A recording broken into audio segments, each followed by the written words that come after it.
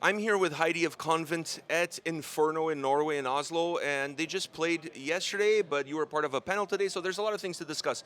Let's talk about the performance first.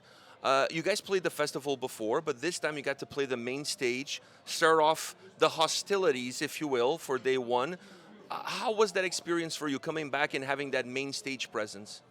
I mean, it was amazing, not only because we got to play the big stage, which we always love, but also because we haven't released anything new since we played here last time. So it's like playing a festival 2 times with the same material. I think that's a big pat on the shoulder that they want us back and that they want to put us on the big stage as well.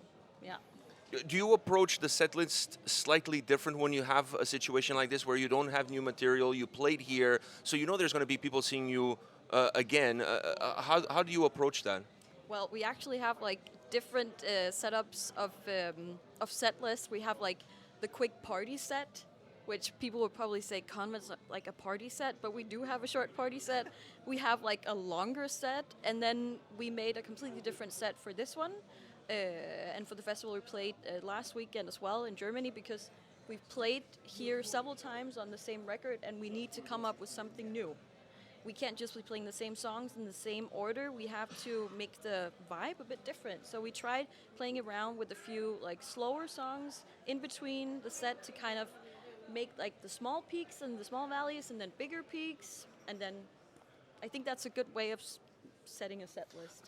I was expecting you guys to close off with Puritan Masochism because of the impact that that song has had for you guys. It wasn't the closer. It was close, but it wasn't the closer. Is there a reason why you don't have that song as the closing of the set? I don't want to disclose all our internal debates about this, but this is actually this is a thing we often talk about. I always want to be closing on this song. And everybody else is like, no, no, no, no, no. If everybody's heard it, we can't close it. Everybody's wrong, you're right. I know. That's what I keep saying. It's an exclamation mark. Yeah, I know. I don't know why, but they wanted to do the Pipe Dream song, and it's a matter of following the Majority rules. majority. Yes, exactly. So the show is yesterday. Today you're on a panel about females in music. How was that experience for you? How was the panel? How did things go? I think it went really well. I mean, it's still something that's important to talk about because I'm very passionate about making sure that there's representation, that women feel included, and that young girls see that is possible for them. I would never want to force being into metal or playing metal upon anyone, girls or guys, but I think it's just important to open up the boxes and just let everyone know that it's inclusive and you can be here too. You don't have to be a world champion in bass or drumming. You just got to get started and there's room for you too. Is there a fine line that you have to walk between the message of empowering and then sometimes the repetition of questions and the really I'm going to say real stupid questions that you get asked because you are a woman, because you're playing bass, because you're in a metal band like Konvent. Do you find that there is a fine line that some people are able to walk and some people completely lose track and go off the deep end?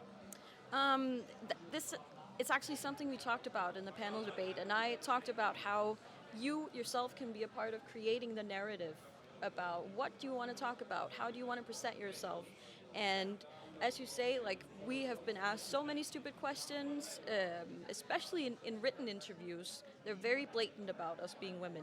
And we are starting to be more like, well, we don't want to answer these questions. You can talk to us about something else. Ask us about the guitar pedals, the writing process, the recording, our live sets. Ask us about something else, and we can set the standard as well. Yeah, when I saw you today, the first thing I asked you is how's your neck? Because Yeah. I didn't ask you how does it feel to be a woman playing bass? I think that's the dumbest question I could ever ask anybody because I wouldn't expect to ask a guy playing bass that same question. I asked you about your neck because I saw you going absolutely mental the whole set, and I was like, I hope she has health care because she's going to need a massage when she goes back home or something like that. That was where I went with. But I live in Denmark, so we have healthcare for everyone through the taxes. Yeah, so there you go. So you're better off than those living in the U.S. So don't move there. No, Don't no, move no, there no. so you can keep your health care. So now that the festival for you guys is over, the panels are over, the performance is done. When you look towards the future, what's next for you guys? When is going to be the next Konvent album coming out? Well, probably sooner than you know. Um, Things are stirring up in the pot. We're not putting it out there yet, when or how, but we're definitely brewing something in the witch kettle.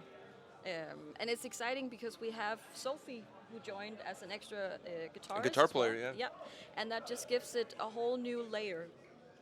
So she's going to be on the record as well? Yeah, because she's like a full-time member of Oh, the band. I thought it was she Yeah. was with you guys from a live performance standpoint. She was to begin with because Sarah was on maternity leave, but the plan was always to like convince her to be part of the band. Like we just gotta show her that we're really nice and awesome, and she has to be a You part are, of it as you are. well. Yeah, and we convinced her. We succeeded. And I think it helps you guys a lot. It gives you guys more tools. It allows the sound to go in perhaps different directions without losing the DNA of the band. Exactly. So when you look at that edition, from a songwriting standpoint, how more rewarding does that become for you, having that ability to have another guitar player?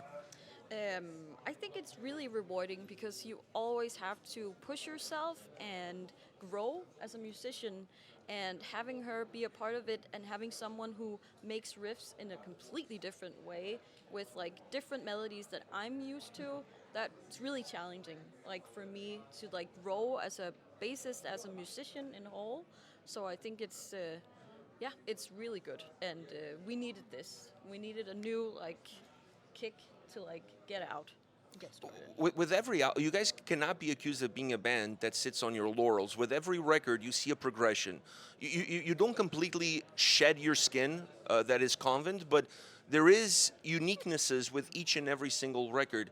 Are we going to see some more uniquenesses with the next album? I think so. I think it comes with the layers of adding a new musician who thinks in a different way than we do. That will definitely add on to something, and like the fun we're having at this point with riffs, it's a different sound, but it's still Konvent, but we're evolving. Yeah. Well, on that note, Heidi, thank you very much for your time. I really appreciate it. Guys, if you missed their set at Inferno, your loss. That's all I got to say. Your loss. The place was packed. First band of the day, absolutely destroyed it. And Inferno is one of those festivals that knows exactly who to book because they've booked them back to back on a single release. Not many festivals would have done that. But it also speaks volumes in terms of what you guys have done and the fan base and how much it has grown. So Heidi, thank you very much, and I hope to see you at some point on the other side of the Atlantic in North America. Well, we hope so too. Stay tuned. I like where this is going, so definitely stay tuned. All right, guys, thank you very much. Thank you so much. Thank you for the opportunity. Thank you, thank Yeah. you.